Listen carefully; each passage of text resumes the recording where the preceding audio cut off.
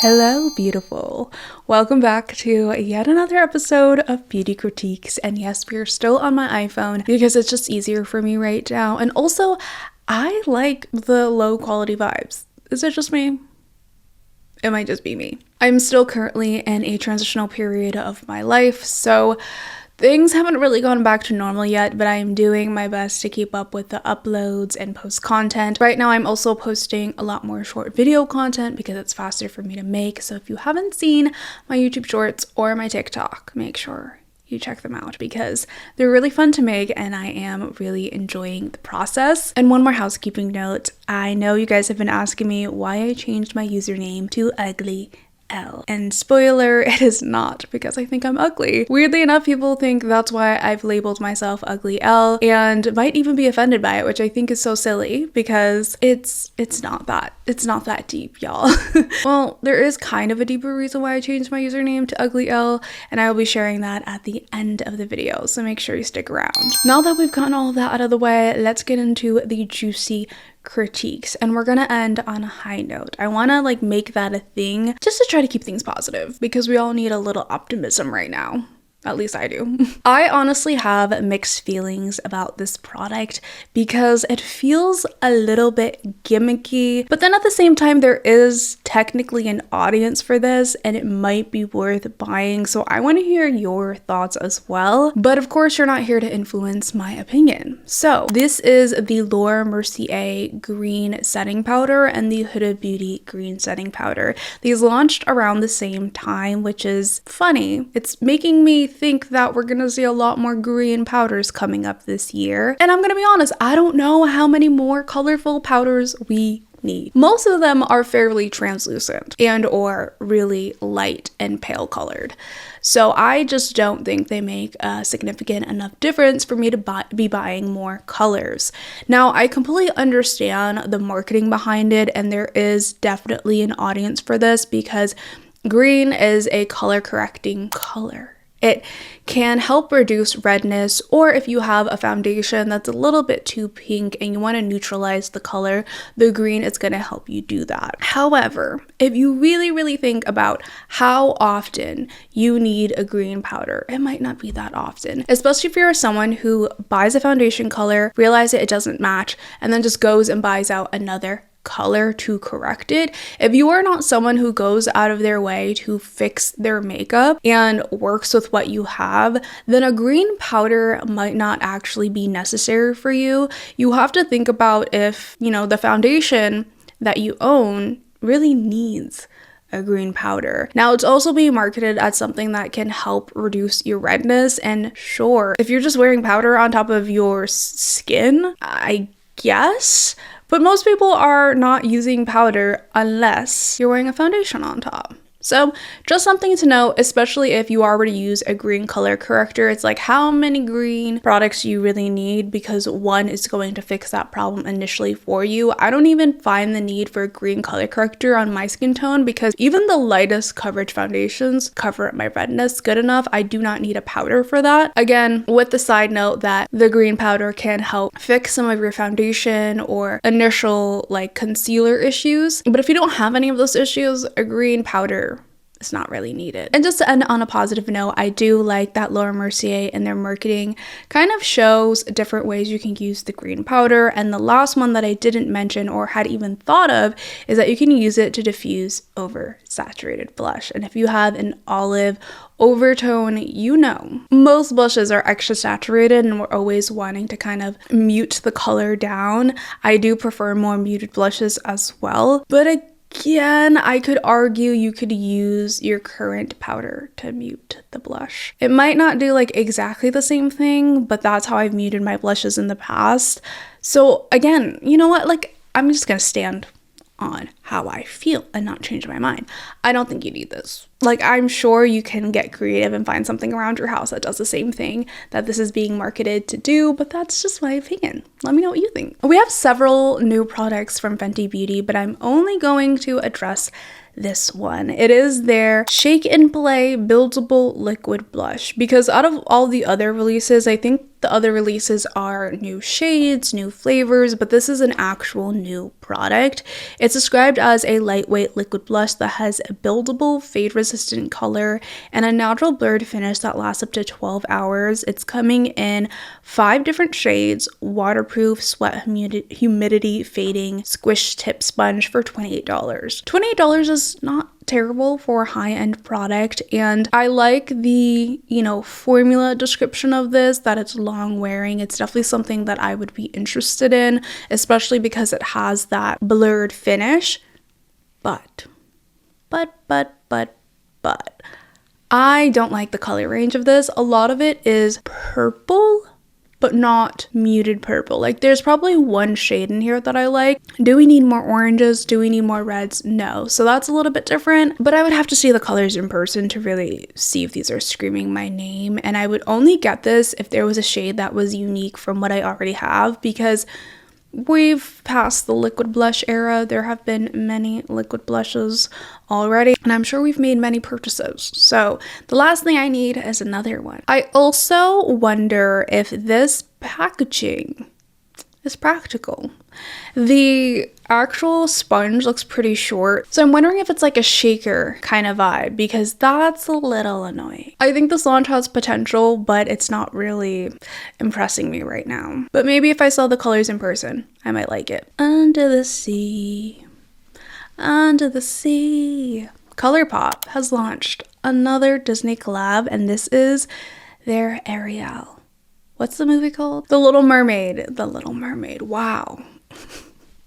My brain is not working today. The eyeshadow palette is so underwhelming, you guys. I love the packaging. Whoever is the ColourPop designer on their packaging, 10 out of 10. I say this every single time we talk about ColourPop. They deserve a raise, because I literally want to buy ColourPop products sometimes just for the packaging, and they slayed with The Little Mermaid. But the eyeshadows are underwhelming. There is no purple in here, which I feel like purple would go beautifully with the yellow that's in here, or even the green that's in here. And I know they're always gonna add a little bit of neutral, so that's not really surprising. But where's the purple? I want purple. I just wouldn't see myself using this color story much, and if I did need similar colors, I already own these colors in separate palettes. But just because I don't like the eyeshadow palette doesn't mean I won't like everything else that comes in it. Usually ColourPop has like new products that launch with their collabs, so let's see. I do not like any of the lippy stick combos. Those are bright red and bright magenta, fuchsia, pink. I was thinking Ursula would be like a dark, deep purple, but maybe they're playing it safe because that might not be as popular to purchase, and the bright red is way too red for me, so that's a pass. The gloss or the lip oil looks interesting, but that looks like something I would buy for a 5-year-old, so that's a skip. Okay, but their multi-glitter highlighter looks impeccable. Okay, packaging, beautiful. The little embossing, beautiful, and it looks ultra glittery and shiny. That is something in the collection that I might consider buying.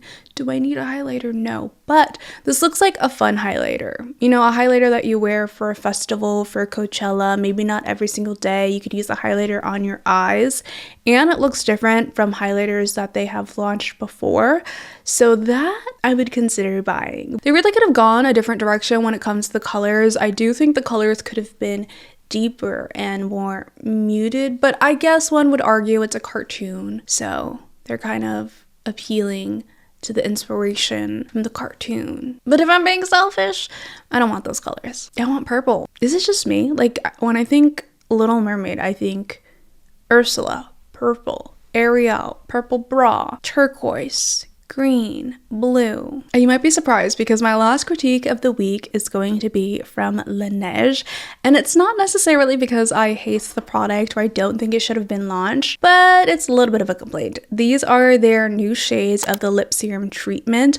They're coming in the shade Black Plum Glaze, which is sheer black with cherry pink and blue shimmer, lavender frosting, cool lavender with gold shimmer, and rose jam cool muted pink. I have to say, when have we last seen a lip balm released in these shades? Not that often. So I really do like the new color options, especially if you have a cool undertone. I think you might really love this. But my biggest complaint is the fact that I am tired of lip balms. I don't want more shades of lip balms. Let me just show you. In this photo, there's 1, 2, 3, 4, 5, 6, 7, 8, 9, 10, 11 shades of lip balm. We have switched from launching large shades of lipstick, and now we're at large shades of lip balm, and that's just the generation we're in. When our kids look back on 2026, I wonder if these types of lip balm launches are still going to be a thing. Moving on to my picks of the week. So these are things I'm very interested in, and I'm so happy that they have launched, and I will probably be checking out, maybe not buying, but checking out. First of all is the new Rare Beauty True to Myself Natural Matte Long Wearing Foundation. Oh, this seems like a dream. Do I need a new foundation? No. But this is my pick of the week because, first of all, I love the packaging. They're always doing their packaging to be more accessible. Selena Gomez did make a video on this, confirming all of the reasons behind their packaging, which is always, a plus. It's great for me. Now, I will say they did launch olive shades, but the olive shades look a little warm still. So I hope it's just the photo playing mind games on me, but there are 48 shades, so there's a high chance you're going to find something that matches your skin tone enough, and it retails for $38, which I do think is kind of pricey for Rare Beauty, but it is a foundation, so kind of expected. And it's marketed as a 3-in-1. It's supposed to prime, cover, and set, sweat, humidity, and smudge proof, buildable, medium to full coverage with a matte finish, which is everything I love in a foundation. I don't know if they discontinued their last foundation, but I did try that one, and overall I loved the finish of it. I loved how lightweight it was, but my problem with that foundation was that it wasn't long lasting. It faded very easily throughout the day. It would break apart very easily. It was kind of oily to the touch as well, so it wasn't my favorite. And this seems like an improvement from that foundation because from what I'm reading, their intention is to have it prime the skin as well, which we all know, some foundations just don't need a primer at all. And in comparison to their old foundation definitely needed a primer if you wanted it to last and look good. Now, not having to set this is interesting because I'm always using a setting spray. And on top of that, the Rare Beauty team on TikTok confirmed that it was non-comedogenic. So if you're an acne girly like me, this could be the one if you're looking for a foundation. That's all to say, I am definitely going to add this to my wish list when I want to try a new foundation. My second pick of the week is a little bit surprising for me because it's by ABH, Anastasia Beverly Hills. I did not know they were ever going to launch a product that I was intrigued by, but I think it's because they're staying in their lane of what they're best for, and it's eyebrows. They are launching their ABH Archie Brow Microblade Hair-Like Eyebrow Detailing Pencil. It's supposed to give you that soft, natural, micro-braided look without having to have micro-bladed eyebrows. The thing that stood out to me for this product is that it's an ultra thin 0.5 millimeter blade tip pencil that's supposed to give you hair-like strokes. It's also smudge proof, long wearing, up to 12 hours and 9 shades, but it's $30. So before we get into the price, I'm just excited by the fact that this is an ultra skinny pencil, which again is always a benefit when it comes to doing your eyebrows because it looks the most natural, it looks most hair-like. And I also love that it's going to be smudge proof and long wearing because if I am paying for a high-end eyebrow pencil, it needs to last. But I know when this launches and people get their hands on these reviews, someone is going to point out the price in comparison to how much product you actually get because it is kind of ridiculous, and that's what's kind of holding me back from making this purchase because as much as I love a good eyebrow pencil, I stick to the drugstore. It can be the best formula ever, but eyebrow pencils are such a basic makeup product. I'm always repurchasing them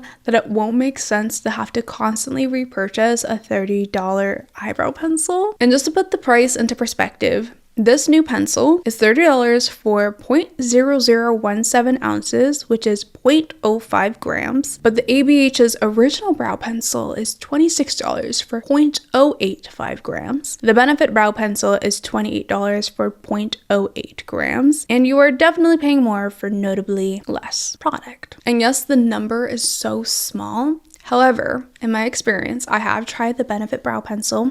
That used to be my favorite brow pencil, but I would run out of it so fast, and it would pay me to have to repurchase it for $20-something every single time. So that's why I just switched to drugstore brow pencils, because it didn't feel cost effective for a product that I'm not even excited to use. I just feel the need to have to use it. You know what? I might wait for the drugstore to actually dupe this, because it's a great idea, but not for the price. And my last pick of the week is luxury, so hold your breath, because you might disagree with me on this one. I will be honest, there is absolutely nothing groundbreaking about this launch, but I just personally like it and have a preference for it. Something about it is so intriguing for me, and it is yet another blush. I'm a sucker for blush for some reason. I don't know why I'm like this, but I love blush and lip products. I think those are my two favorite things. It is the new Prada Beauty Touch Cream to Powder Soft Blur Longwear Blush.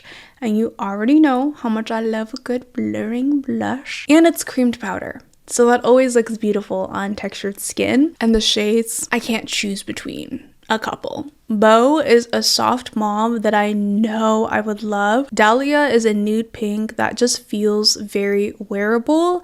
And then we have Cafe, which is a deep terracotta. And I genuinely can't choose between the three, which is a problem because these retail for $42. The packaging, you know, I'm indifferent about. It's whatever. I don't care about the triangle packaging. I do think it's sort of cute, especially in the marketing images, but I just like the colors. These are nice, soft, semi-muted colors that I would love to wear, and the description of cream to powder is exactly what I would love to use. My biggest critique on this is the fact that obviously it's Prada, it's $42, it's yet another blush that we probably don't need, and the shades all run warm, which is a common problem in all of the blush launches we've seen recently. But sometimes cute wins, and I might not be buying this right away, but I'm definitely adding this to my wish list, because if I see this in person, I can't promise you I'm gonna be strong. And then I thought I would add an honorable mention, because it seems like a very popular launch and I wanted to talk about it, but it is the Charlotte Tilbury Pillow Talk Beauty Soulmates Airbrush Flawless Finishing Brightening and Blush Powder Palette for $55. Apparently, this was a hit and everyone loves this. It's a palette, but it's a duo in my eyes. The packaging, you know, subjective. Some people love it, some people hate it. I personally love it. It's giving Sailor Moon. And I did miss out on the last launch and kind of regretted it, because I've heard a lot of good reviews about this duo. They're coming out with a pink color, which I think has already been launched before, but the new shade is Rosewood and it's not a peach, which angers me because I wanted the peach. I don't know if it's the same or different. I have to double check. I honestly don't have critique on this. I'm just curious, you know? I want to swatch in person, see if the reviews are up to par to my taste. And the last thing that they're launching is a Pillow Talk Long Lasting Blush Balm. Sheer Lip Tint. Okay, so it's supposed to be a 3-in-1 sheer lipstick, balm, and tint. You guys are gonna love this one with pH Custom Color Chemistry. Yeah, that's a pass. And especially anything with pH Custom Color. Okay, finally. You guys have been waiting for me to explain myself on why I changed my username about like 2 or 3 videos ago to Ugly Elle, or Elle Ugly, because I couldn't get the username on YouTube. And it's really not that deep. It's really not that serious. I was surprised by how many people were alarmed by this name change. That alarmed me because I didn't think it was gonna be a big deal. But it just goes to show how the internet can take one tiny thing and just run with it. So that's a good reminder for me. It was just not my intention to scare you like that. I do not think I am ugly. Okay. However, I want to just re-embrace the word ugly, because I think people can relate to the fact that sometimes you do feel ugly. And I grew up feeling ugly, and it took me a lot of time before I gained more confidence in myself.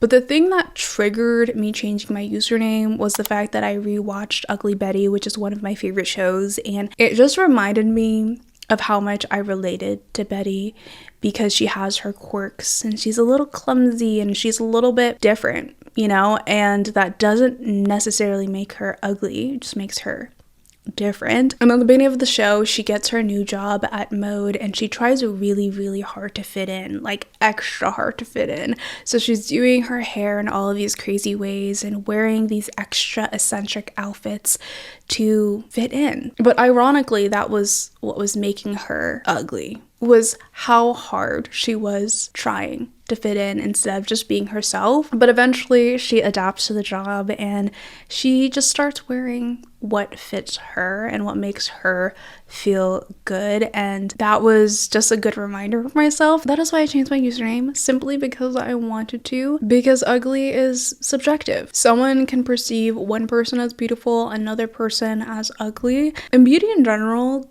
has its ugly moments, you know, but it doesn't actually make you ugly. And I just wanted my username to be a reminder that it is okay to be imperfect, even when you are doing your makeup, doing your hair, doing things to be beautiful, because it's not about the actual result of looking beautiful, but it's about the feeling of feeling beautiful. Does that make sense? I don't know. That's why I've been procrastinating sharing why I changed my username, because it only has to make sense to me. If you get the reference, you get the reference. Honestly, my mind is a little chaotic today, so I want to thank you for sticking with me to the end of this video. Like this video if you enjoyed. Comment down below all of your thoughts and opinions on these new launches, and I'll catch you in the next video. Bye!